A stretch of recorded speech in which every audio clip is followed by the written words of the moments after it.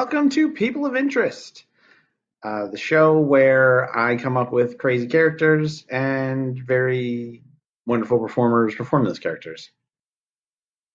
I'm your host, Ryan T. Barlow, and thank you so much for being here. As I just mentioned, if you're new to the show, I've written the descriptions for three very interesting characters, and backstage I have three very interesting performers who are going to perform those characters.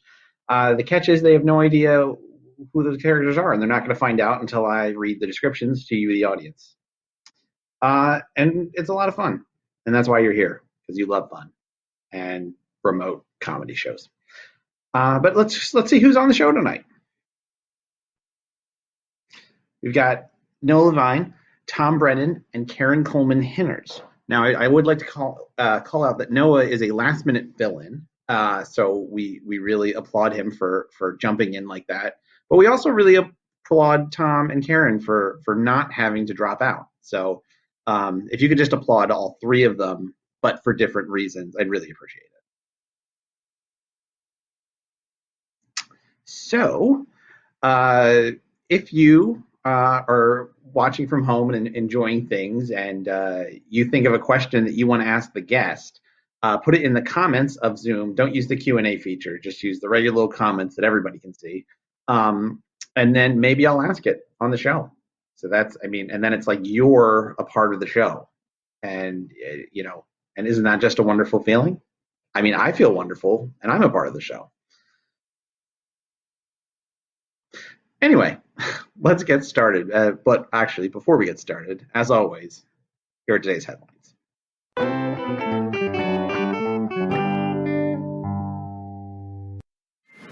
For POI News in Philadelphia, I'm Jessica Tierney Barlow. Nir Barden has the night off because really he does too much. The CDC has announced that Americans who have been vaccinated against the coronavirus no longer need to wear masks in public except in certain situations. While many Americans have welcomed this news, many critics have suggested this is actually going to make life more difficult for Americans. Specifically, now no one will be able to quickly identify dumb assholes by the way they are poorly wearing their masks. In entertainment news, recently single Jennifer Lopez was spotted with her former boyfriend, Ben Affleck, prompting rumors that the two might get back together. In even bigger news, I completely forgot that Jennifer Lopez and Ben Affleck used to date. It was just completely erased from my memory like it never happened. You'd think it'd be more memorable since they were the celebrity couple that launched the whole smoosh the two celebrity names together craze with Bennifer. Oh well. We at POI News assume it's not going to work out, but still wish them the best of luck. In sports, this is the first year that the NBA is featuring a play-in tournament to secure the 7th and 8th seeds in the playoffs. Under this format, the 9th and 10th ranked teams in each conference will have a chance to vie for the spots that would normally have automatically gone to the 7th and 8th ranked teams. This doesn't seem fair to the 7th and 8th ranked teams who worked very hard all year to achieve those records, but what are you going to do? It's sitting on a deck, sipping a cool drink weather, so I'm going to go do that. For POI News, I'm Jessica Tierney Barlow.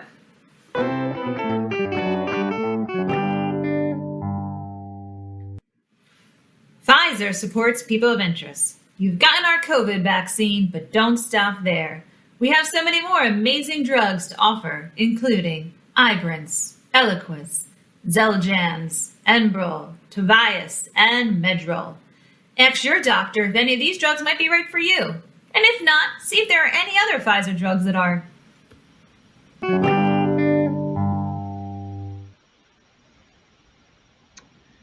In any film or TV show in which a character has to see a therapist, it almost invariably ends up with the therapist falling in love with the character and the two living happily ever after, or at least for as long as it's convenient for the plot.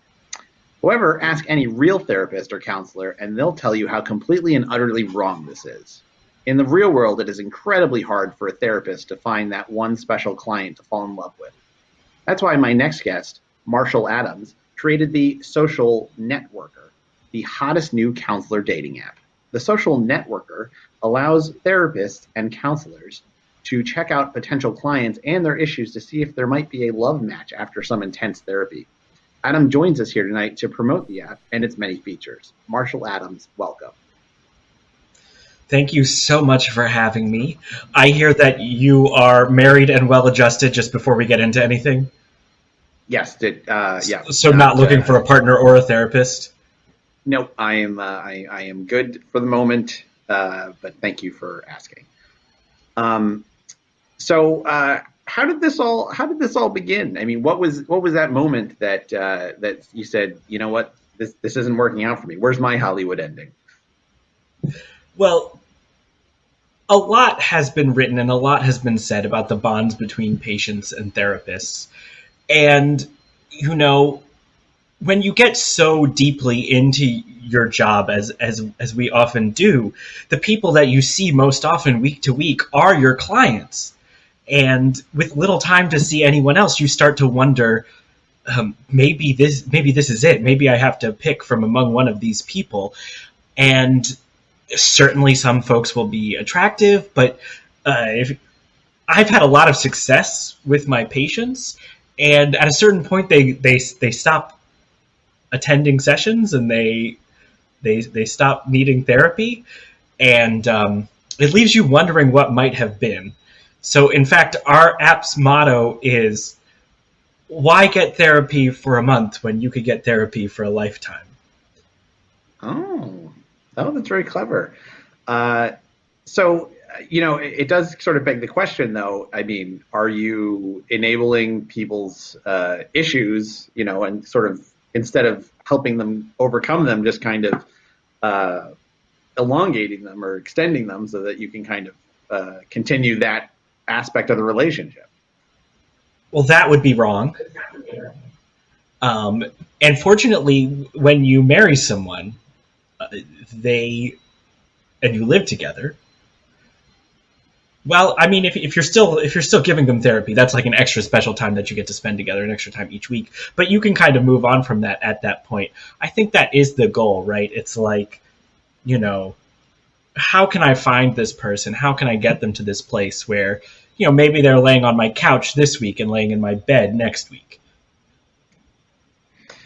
So, is that sort of part of the appeal of this relationship? Is that you have sort of a fulfilling romantic relationship, but also a fulfilling therapeutic relationship? Um, do you find that most counselors and psychologists kind of crave both of those together? I think we and I will speak for all of the therapists and counselors out there in the world. Of You course. know, I've heard from many people this as well. Um, we are so used to having people come into our offices now and just be so willing to open up and talk about themselves. There's that stereotype of the person who goes to therapy and it's hard for them to open up. But when you know how to ask the right questions, people just spill their guts right away. And then you match with someone on Tinder and you sit across from the table with them in the Applebee's because that was the closest thing. They're 60 miles away and that's what's 30 miles between you all, and that's what you worked out. Right. And you know from their profile that they like basketball, and you ask them about basketball, and nothing. You get nothing out of them. They're just a complete mystery. And you're so used to just knowing a person's entire secrets, you don't want to have to wait until 3 years into a marriage to learn about someone's, second grade experience standing up in front of the classroom and mixing up the word wiener with the word carabiner.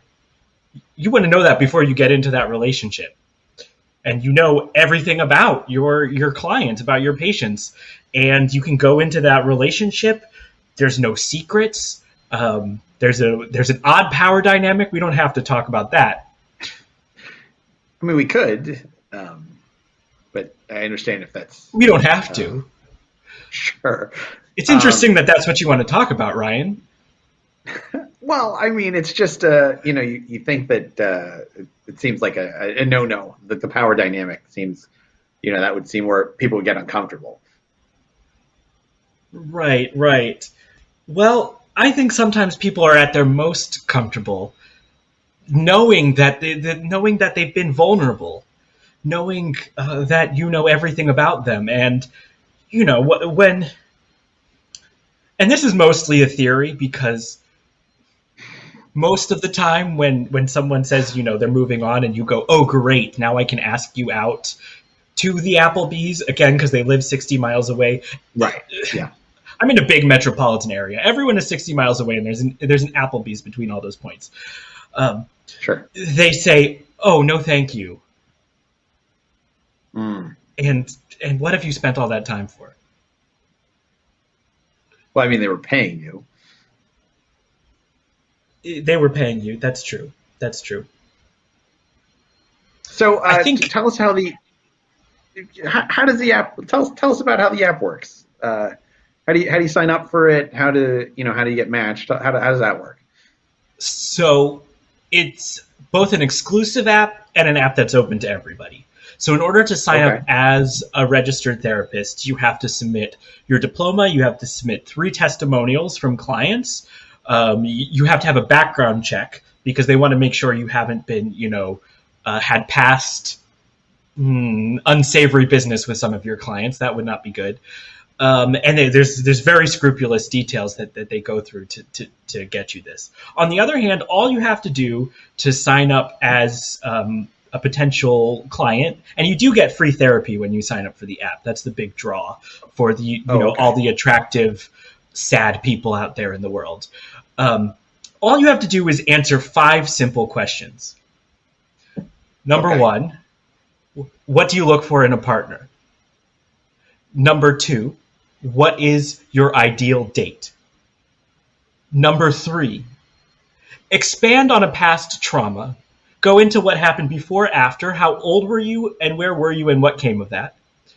Number 4, what is your greatest fear, and how have you so far approached that fear? And number 5, deeply describe how you're feeling in this moment. And these aren't written questions. Every therapist records these questions in their own voice. So when you sign up, it kind of reads the questions aloud to you, and then you dictate the answers back to the app, just to make it easy for people. And it feels a little bit more like the experience of going to therapy, I imagine.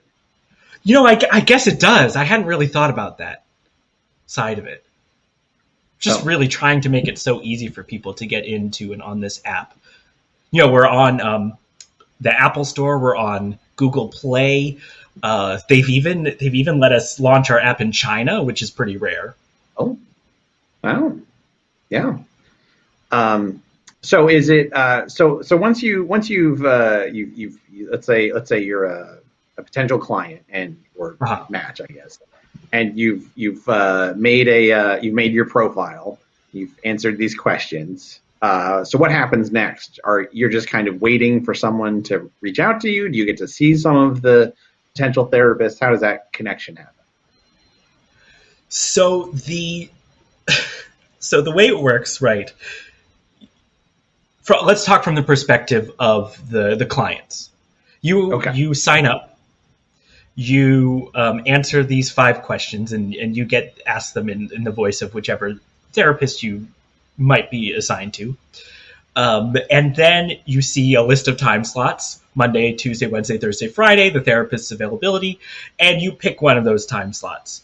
Now, on the back end, the therapist has already done some swipe right, swipe left, swipe right, swipe left. So by the time you get to the calendar, they already have expressed some interest in you. And if there's someone you're not really interested in, you can just offer them like Tuesday at 5:30 p.m. and usually they just won't take that. Oh, sure. Right after work, I got it. Yeah, and Law and Order airs on Tuesday nights. So, right, of course. Yeah. So what's the success rate been like? How have people been responding? Well, a lot of people come in, I think, expecting free therapy in terms of the clients we get. And, we have a model. So the first time you connect is like a regular therapy session. And you do that digitally, virtually, Sure. in the app.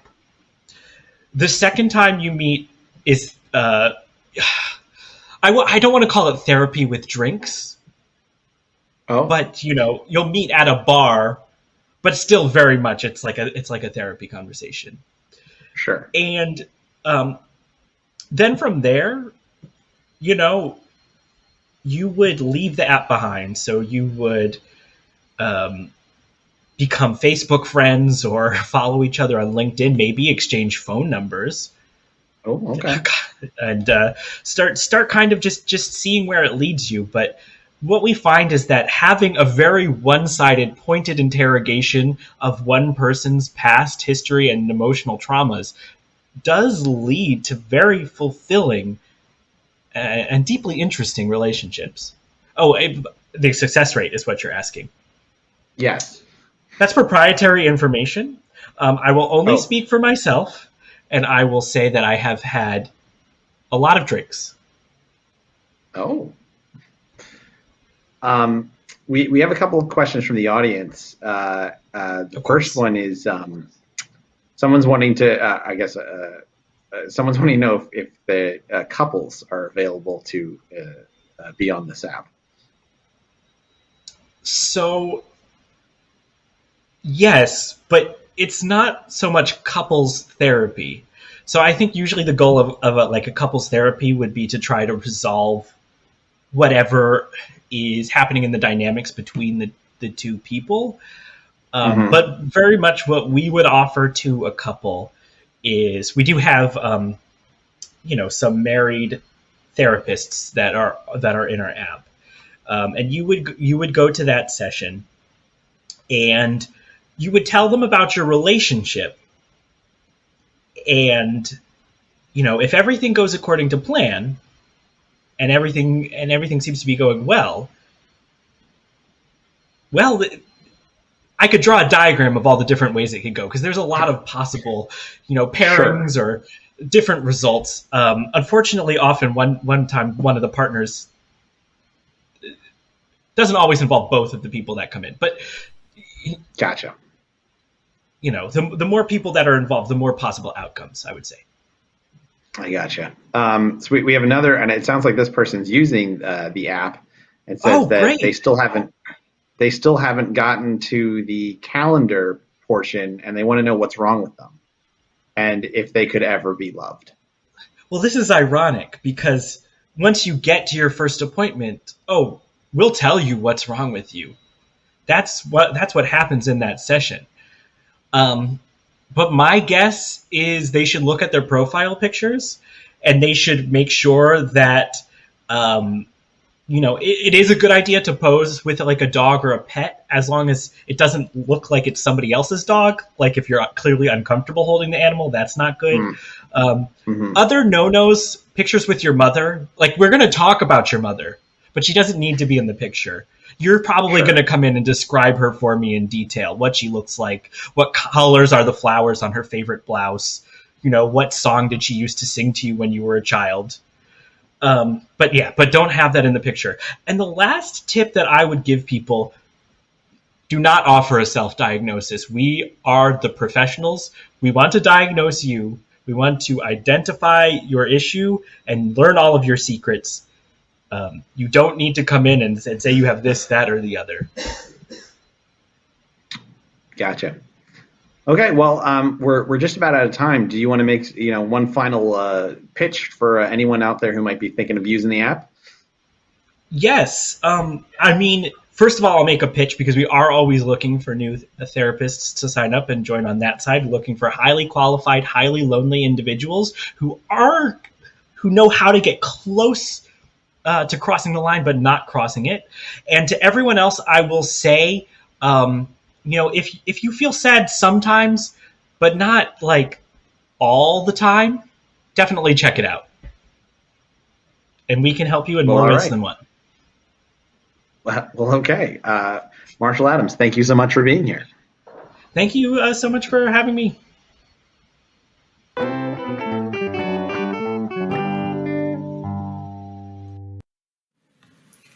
People of Interest is supported by CNBC. Yes, everyone who watches CNBC is an absolute bore at dinner parties, but they have vacation homes, so maybe just watch a couple of our shows for a few months to gain their trust. Then, pretty soon, you've got a weekend at Martha's Vineyard all lined up, and all you had to do was listen to Jim Cramer yell for a couple of hours.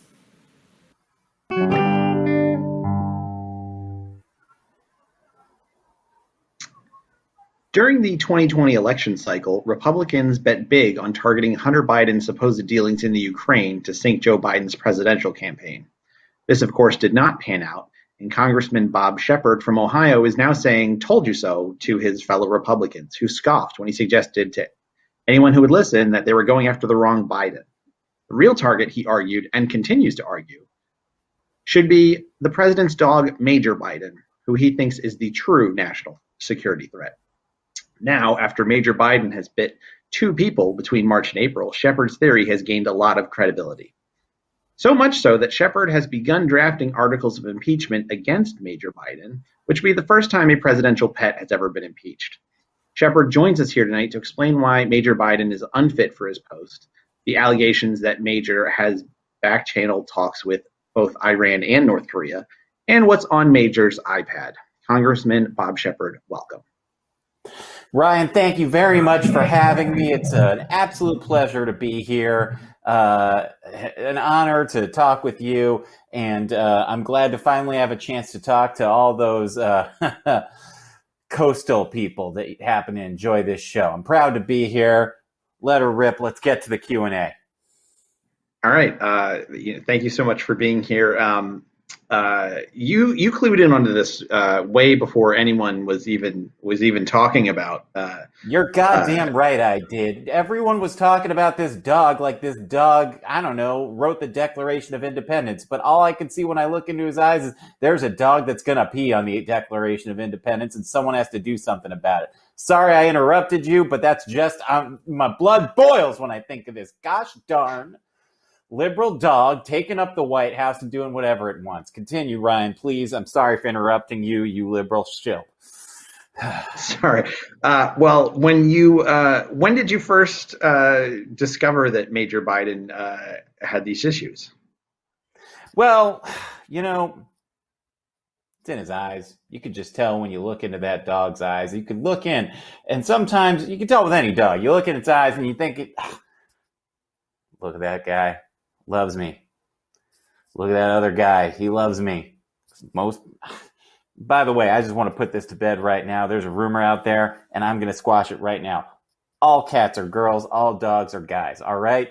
Done. Next. You looked into Major Biden's eyes, who, by the way, never got promoted to Major. You can't just give that title out to a dog just because you love it, all right? People fight and die. Like lots of the guys I went to high school with, like I would have if not for this gosh darn lung condition that I have. I'd have gone to both wars in Iraq. But again, the doctor said I couldn't. But regardless, I look into this dog's eyes, and you know what I saw? You know what I saw, Ryan? You know what I saw? I saw the hammer and sickle of the Soviet Union. That's what I saw. I saw a dog that says that we should give up our freedom. I saw a dog that says we should give up our liberty. I saw a dog that says I'm going to bite every Secret Service agent who, by the way, represent you and me in the United States Treasury, all right? Our money pays for those Secret Service. Our money pays to clean up that dog's mess. How much of our tax dollars are we just going to waste on this dog? Why are you defending this dog, Ryan? That's what I want to know. Well, speaking of defending, answer, of course. Typical liberal. Well, a lot of people said that Major Biden just nipped, that he didn't break the skin, that it wasn't a full bite. Of course they did. Who said that? Was it MSNBC? Was it CNN? Just the was official it report. Chris Cuomo? Official report. An official report that we all heard at 8 p.m. from Chris Cuomo, probably when he hopped off the line after figuring out how to get his brother out of trouble. And then he said, Major Biden didn't hurt anybody, okay? Major Biden didn't do a darn thing. Major Biden didn't look at this congressman on inauguration day when he went over to try and pet him and say, turn his head on him and remind him that no one's ever loved him. I'm sorry. But regardless, a nip on the Secret Service is a nip on the arm of the United States, okay? He nipped all of our hands that day. And you answer me this, Ryan. How do you feel when a dog nips your hand? I don't like it. It's true. That's right. America didn't like it. Thank you for saying that. It's good of you to finally show a little bit of open-minded bipartisanship on this show. I appreciate it, Ryan. You're welcome. So some of your claims about Major Biden have not sort of been proven out yet. These Yet, accusations, not any. yet, as you said, yet. Very important three-letter word, yet. So what evidence do you have that Major Biden is communicating with Iran and North Korea?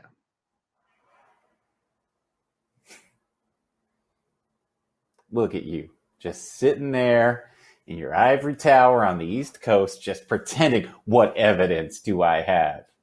I have enough. All right, let me tell you something. When you serve in the House of Representatives, which, by the way, everyone who gets elected to the House of Representatives, that is a 2-year term. You don't give a 2-year term to some crazy person from Ohio who hosted a radio show out of the back of his dad's failing bar/meth business. All right, you get elected to that if you're a serious person. Anyway, I've seen the security reports, I've seen the footage, and I think the most important thing to know is that it's in his eyes, Ryan. Look in his eyes. All you have to do is look deep into that dog's eyes, and you can see two important things. Iran, and guess what I'm going to say? North Korea.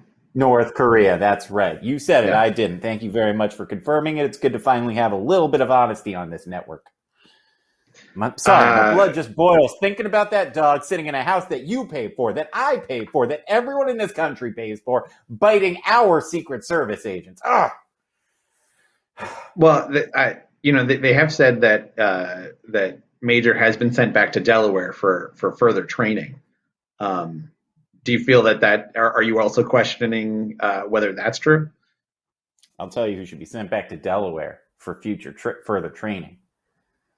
A gentleman by the name of President Joe Hussein Biden. We should send him back to Delaware for further training. I've never been to Delaware, okay, except for 6 times when I was invited to a few events at a couple of conference buildings where I was given a check for some amount of money just to vote on who even knows, who can remember. But I've never been to Delaware except for 6 other times besides that. So I don't know much about what's going on in Delaware, but all I know is this. They're raising dogs who are just hopping the line in promotion. Suddenly they're majors, all right? I don't remember when it was Corporal Biden or Colonel Biden. Just suddenly he's major. How do you get that job? He wasn't even president yet, but you know how we got it? I'll tell you how we got it. The Department of Defense says to itself, how can we take down the greatest president of all time, Donald Trump? I know. Well, first of all, we got to promote this dog who is a spy for North Korea, and who else, Ryan?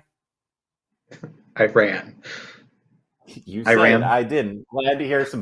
Glad to finally hear a little bit of bipartisanship. You know, if we had a lot of Ryans in Washington, we'd solve some of these problems. But we got one Ryan I don't happen to like, my neighbor Tim Ryan, who I don't know if you saw this week, went off on a whole tear calling Republicans crazy. All right? Well, let me tell you something.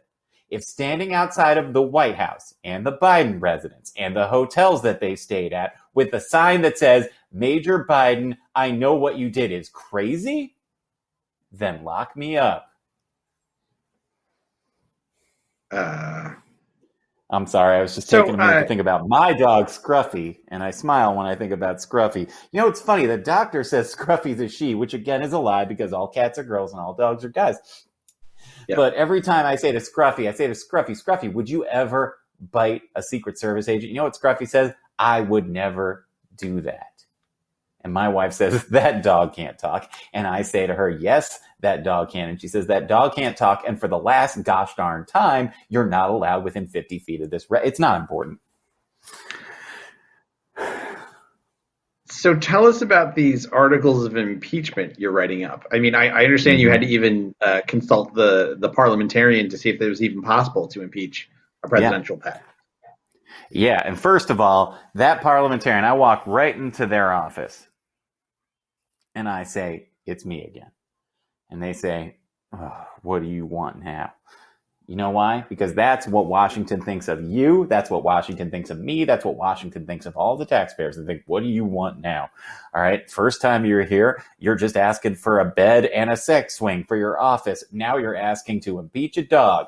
And I said in response to them, first of all, that sex swing, I mean, technically I bought it because it's tax dollars. So I pay taxes. I do pay taxes, Ryan. Okay. Anyway, So I'm bringing that dog up on charges of attacking the United States Treasury and thus, as a result, attacking the entire United States government and thus, as a result, the people of the United States. So basically, when I'm done with that dog, we will hang that dog in the town square. You know, people are after everything that happened on January 6th. January 6th, when a bunch of patriots just took a nice little tour. Meanwhile, this dog is biting your United States Treasury Department. Every time when you got your tax return, if you got one, you know what it said? That check was handed to you by someone or printed by someone who earlier that day said, boy, sorry about John, my coworker John, who got bit by Major Biden. Oh, it makes my blood boil. It makes my skin turn. It makes every bit of my system just cry out and scream, Dad, why did you put Scratchy to death? I'm sorry, what were we talking about? You focus a lot of your energy on Major Biden. I'm wondering what your stance is on Champ Biden, the other presidential pet. I mean, I have nothing to say about Champ, but again, key word we used earlier in the conversation, yet. All right, we'll see what Champ's up to. But I think a real important thing to know is I currently have 200 co-sponsors articles of impeachment of Major Biden. Now, only 5 of them serve in the House of Representatives. But I'm pretty sure that those other 195, we could get them in office by 2022. We could get this dog impeached by 2023, and we could get this dog put to death by 2024. And then, boom, Joe Biden's packing, and Donald Trump will be president again, God willing. But yeah, Champ is fine. Seems perfectly nice dog. I got nothing against Champ. He's a dog. How bad can you get about a dog, Ryan? A dog that, as far as I know, has not bit the hand that feeds them, the United States government. Some people, we have a question from the audience. Like a couple of people have brought this up. That what Major state are Biden they from? Do we know? I'm afraid we don't know at this moment. All right. Perhaps they can identify I would just like themselves. to quickly note, so long as they're not from my district in Ohio, I am not obligated to answer them honestly in any way, shape, or form. Continue. Okay. Well, they're just wondering. Major Biden is one of the first rescue animals in the White House. Right. One of very few, and the people are wondering if you're biased against rescue animals. I got a question for them. Rescued from what? What was Major Biden running from? He was mistreated by his previous owners. All right, but who started it? You don't know. I don't know. America doesn't know. All right? I get it, Ryan. You want to bring me on here with your gotcha questions. You want to try and trick me up on something. That's how you guys do it on the East Coast. That's fine. I'm from Ohio. It's called real America. But, I don't hold that against you. You got a job to do. You have a job to do. I understand that. But all I can say is rescued from what? What was Major Biden running from? Who was Major Biden running from? And who was Major Biden running for? The answer to that is pretty clear. North Korea and Iran. Next question. Thank you. Well, we're just about out of time, so I'm wondering if you wanted to make your final sort of 30-second elevator pitch for why people should support your articles of impeachment for Major Biden. Oh, of course. It's real simple. America, we're at a crossroads. All right? Our democracy is on the line. Either support me in impeaching and then killing Major Biden, or I'm gonna kill him somehow. It's either get on this train or get off. And if I don't kill him, my wife's gonna leave for work sometime. My son's gonna go to school sometime, and then I'll teach them what they get for taking Scruffy away from me. Thank you very much. God bless America. Congressman Bob Shepard, you're thank welcome. you so much for being here. Best of luck to you. Thank you very much. God bless America. God curse Major Biden.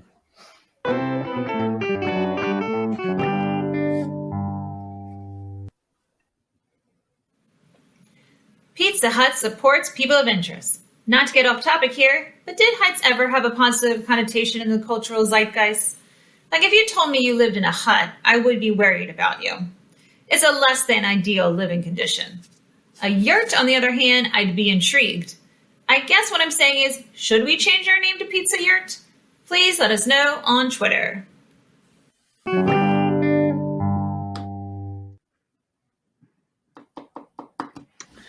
They say all it takes to kill a person's career these days is one tweet. Well, for my next guest, that tweet has come.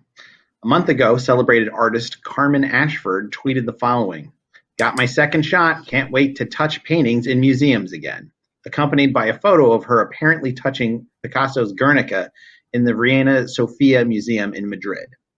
While Ashford initially tried to play it off as a joke, internet sleuths soon found additional evidence proving that Ashford has a long history of physically touching paintings in museums and galleries all over the world. Backlash has been swift and severe, with a number of galleries cutting ties with Ashford, and one of her upcoming retrospectives at MoMA has been canceled.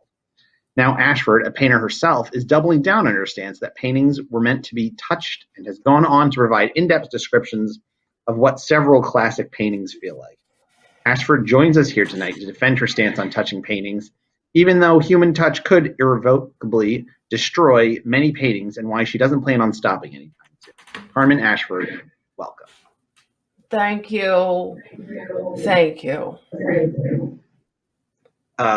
I have to say, like many people in the world, I was shocked that you are touching paintings. Like, I mean, it seems like as a painter, you would know that's.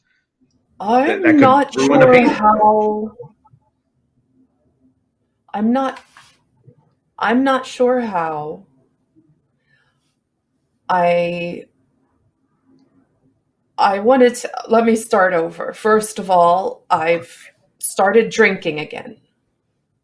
Oh. And I just wanted to tell people that in face-to-face. Okay. And I wanted everybody here, and I, sorry, I am on a worldwide non-apology tour. And Okay. you are a stop on my non-apology tour, because I am not sorry, and I will never apologize for my art.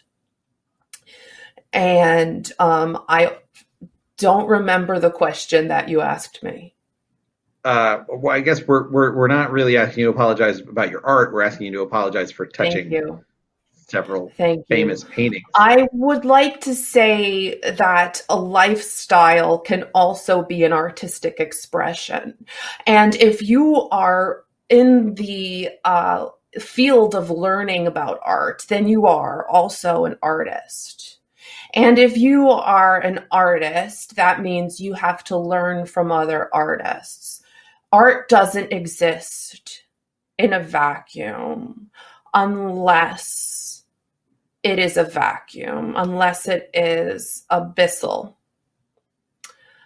And if you are the designer of a vacuum cleaner, that is your art. So what I'm trying to say is that to learn about art, you have to get up close to it. You have to see the brush strokes. You have to feel the painting, and it transfers. It is a quickening. Like from the movie Highlander? Yes, and that is something that I think about when that is an imagery that comes to my mind, that this painting does not have just one life. It has many, and it now exists within me. And,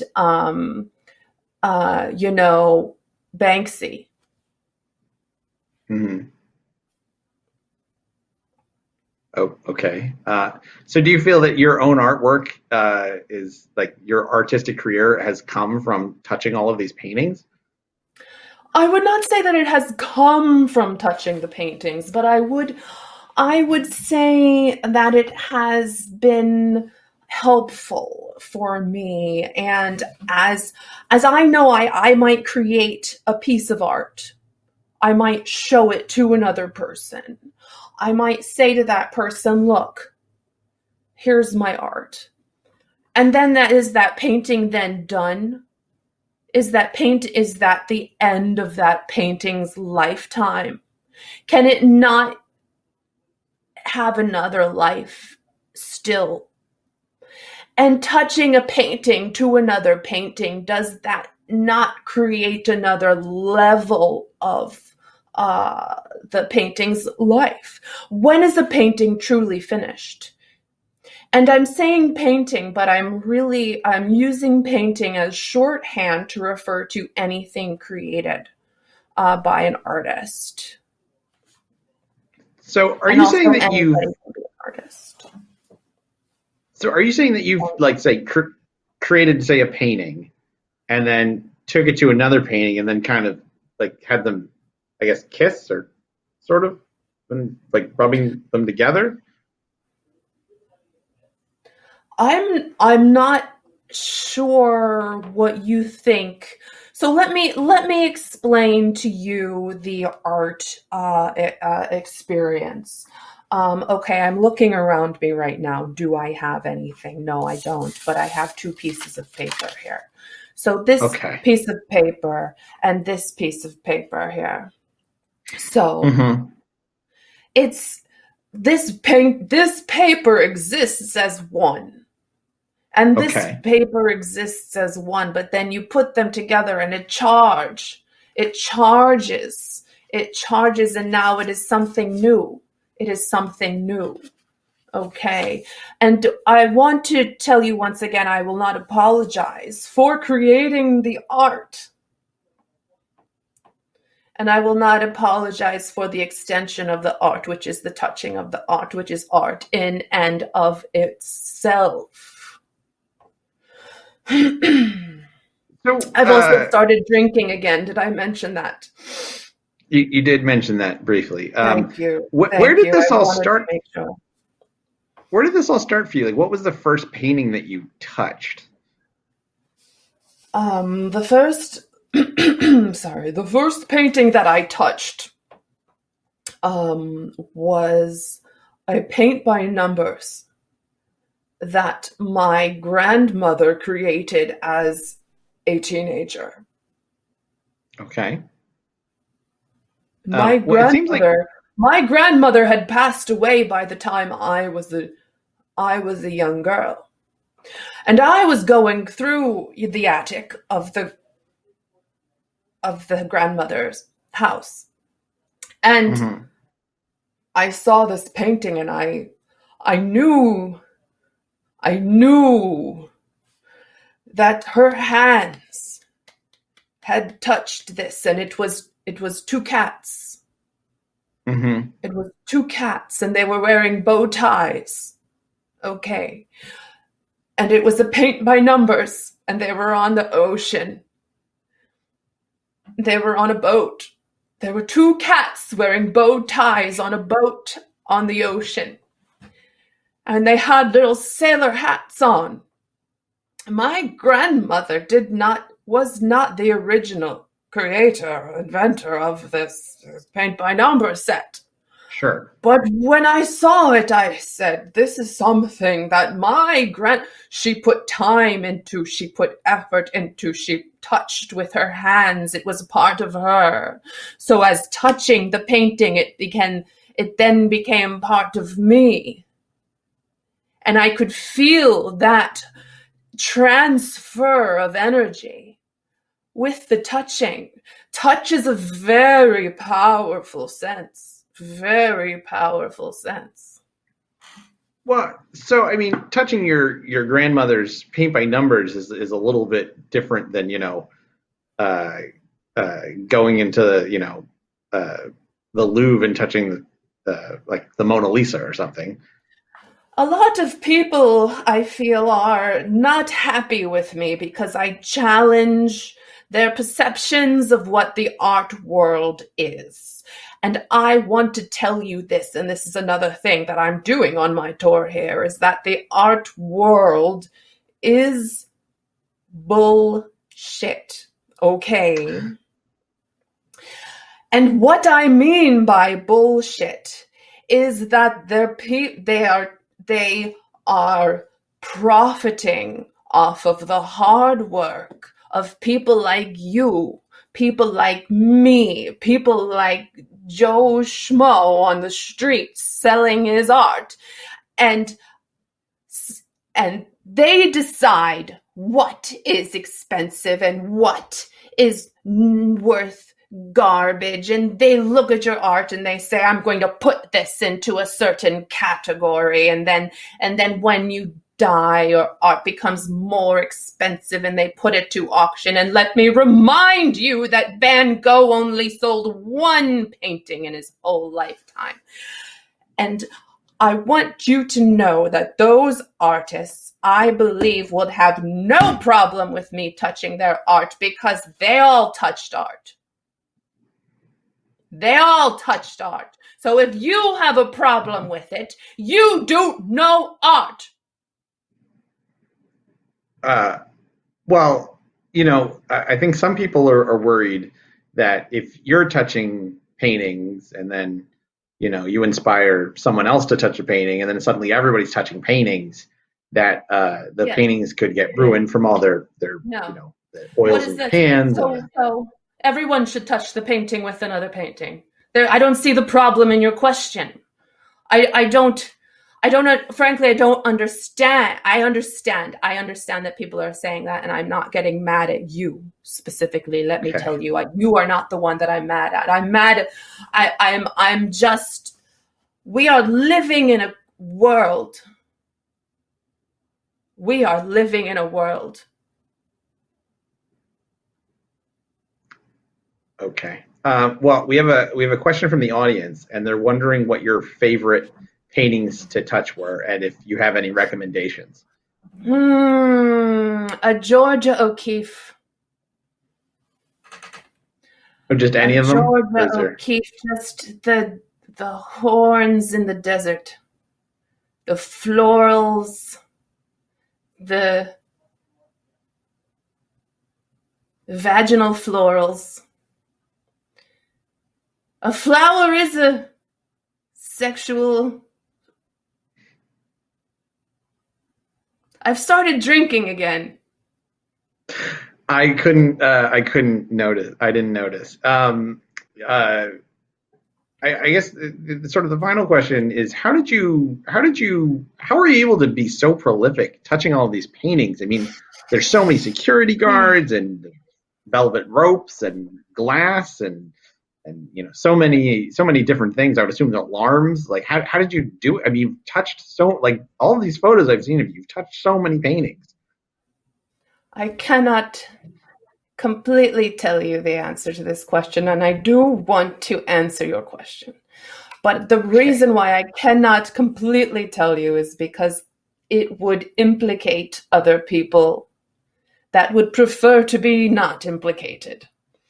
Oh. And I am here on my own because this is also a part of my art to talk about this. This is all my own personal mission, but this is not their mission. And without them, I would not be able to get as close to the art as I would be. So, yes. Well, okay. I'll just I have help. I have help, and let's just leave it at that. Please don't question me further. Oh, okay. So, sorry. Do you have any? So I guess you have some. Would you like to make sort of a final case for why? Or I guess, do you have any art installations coming up, or anything else you'd like to promote before you head out? Sure, thank you. Yes, I am headed to Silicon Valley. Oh. And I'm going to visit several startup companies. And I shall be in the lobby of several startup companies in Silicon Valley, screaming. And while I'm screaming, I will be throwing paint. And you'll be encouraging everyone to touch the paint that you've splatter. Yes, I will be screaming and throwing paint in the lobbies of several Silicon Valley startup companies, and I will be screaming, touch, touch, touch, things like such. Well, Carmen Ashford, we all look forward to that, and thank you so much for being here. Thank you very much for having me.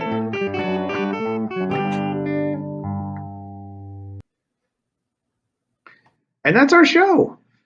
Thank you so much for coming out and watching it and supporting local arts to me. Maybe not local to you, but it's local somewhere, and that's important, right?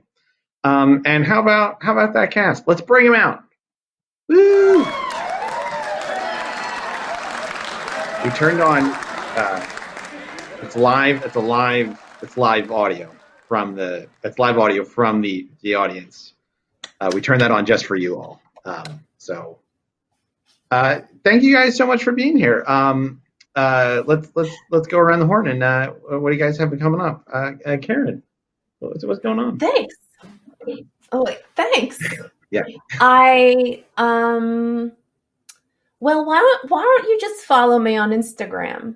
That would be great. So you can follow me on Instagram at Coleman Hinners Art. You can also follow me on Twitch at Karma Art Studio. I'm doing art on both of those platforms. I'm doing art live on Twitch, but you could also, I'd sell stickers. Like you could also buy a sticker from me. You can also, sometimes I do really fun Star Trek portraits. Here's Chancellor Gowron of the Klingon High Council. That's just for fun. That's no one's asked me to do that, just so you know.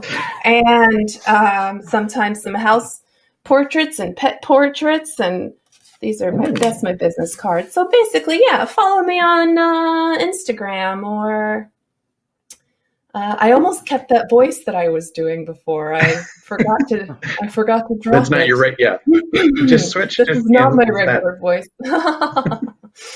Thank you. And people should not touch your paintings. I think it's probably. They can. It's fine. I spray them with a varnish. It'll be fine. Okay. It's fine. All right, Tom. What's up with you? Hey, folks can follow me on Twitter at Brennanator, BRENNANATOR, or on Instagram at BrennanatorGram, which is that plus Graham. And whenever the mood takes me and my friend Robert George host Electoral Dysfunction. You can see that little eagle behind me there.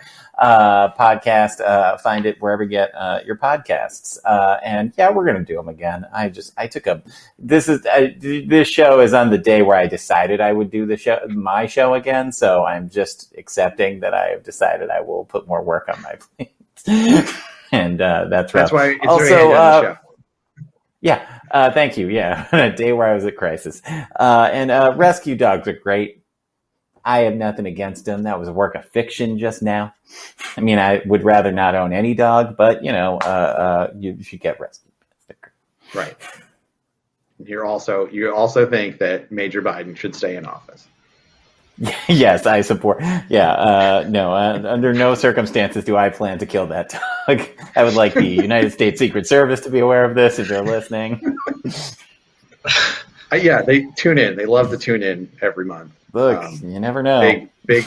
We're pretty popular in the Secret Service. Part of the Patriot Act. The Patriot Act. Yeah. Someone has to cover all virtual improv shows. It's just sad. Like, what could be out doing real stuff? The least lucky person in Homeland Security. They perked up. They were like, "Oh my God, there's been a threat on Major Biden." We got him. They're finding out it's it's just not some real. Dick making jokes. All right, Noah, what's up with you? So, along with my partner, we host the Dying Message, the Detective Anime Mystery Podcast, which is exactly what it sounds. So if you like murder mysteries or anime or just hearing people having a good time and talking to each other, we have a different mystery guest on every week. We've covered a bunch of different shows and all that now. So you can find that wherever you get your podcasts. And stay connected with us. We're Dying Message Podcast on Facebook, and at Dying Message Pod, we're on Twitter and Instagram. And I've started like really keeping up with those and posting like some screenshots each week. So like if you listen, you can then kind of catch some of the moments that we talked about. Or you could also watch the thing. I kind of direct you how to do that. And with your usual newscaster, Neil Barden, I've got a show, the Real Estate, which is a property listing comedy show. We've done 2 of them, and it'll come back. The next date hasn't been set yet, but keep your eyes out for that. All right. And then, yes, my charming and lovely wife, Jessie, filled in for Neil. She was actually the original. She was the original newsreader of People of Interest back when we were a live show many years ago. She got pregnant, had a kid. It's mine. It's fine. And then she decided to give up performing. Good. Yeah, I've stolen her dreams of performing by saddling her with a child. Well, I really like Otherwise, she would have so many. Yeah. By having her headshot here, it really feels like we're all nominated for Best Director, but she isn't coming to the Oscars because she's better than that. Yeah. So. Yeah, she's like, yeah, and she's going to win, too. And everyone will be disappointed because no one will give a speech. She's Anthony Hopkins in bed right now. Yeah. Yeah, maybe I'll have her record something later. But she doesn't have anything to promote. She's not actually normally a performer. I just forced her into it. That's what happens when you marry a comedian. So let that be a lesson to all of you out there who are thinking about it. Instead, you should marry your therapist? Yes, go on and marry your therapist. Okay. Yes. Yeah. If it feels right. Only if it feels right. All right. Thank you. I will see you in the green room. And I'll see you at our next show, which will be June 11th, probably. We got to work it out. But before we go, I want to thank TatCom, Tat Communications. I'm getting very close to getting that perfectly on one go. But Tat's the reason this show looks so good, and anyone will tell you it's the best looking internet comedy show that's sort of locally produced somewhere, not like from a big conglomerate like Comedy Central or something, or Viacom. We keep it real. But no, TatCom, if you want one of your presentations to look this good, check them out. And they're great.